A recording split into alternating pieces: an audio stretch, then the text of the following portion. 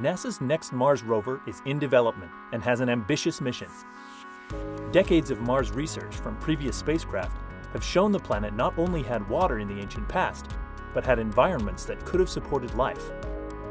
Mars is our neighboring planet and in many ways the most similar to us, and certainly in its history.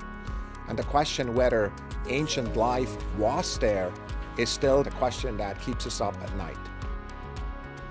Mars 2020 has two new objectives: to specifically seek the signs of life and then sample materials and prepare a cache that could be returned to Earth by a future mission.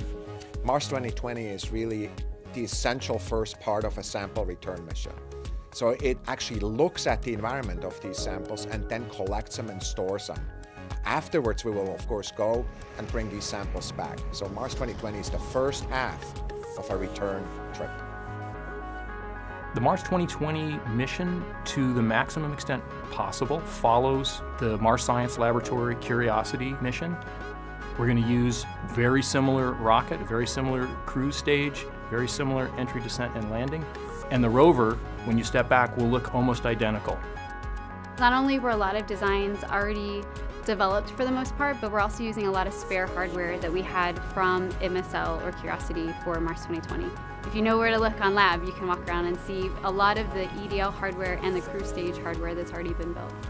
And this is really important for understanding why this mission makes sense. We have to do relatively little in the way of new development. And this saves money, it saves risk, it saves time. It's the right way to pursue this kind of mission.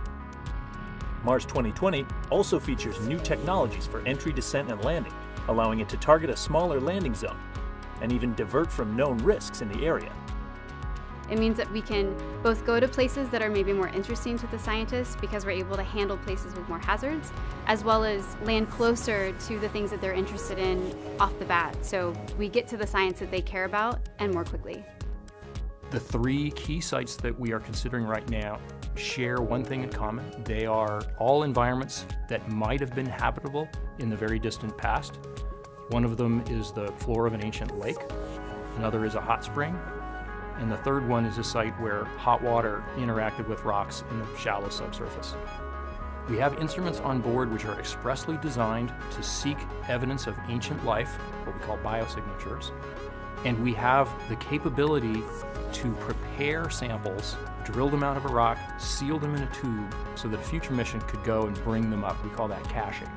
So it is a first of a new type of mission, which is to bring samples back to the best labs we have, which are here on Earth. Mars 2020 is a pivotal mission in our search for life that could finally answer the age-old question, are we alone?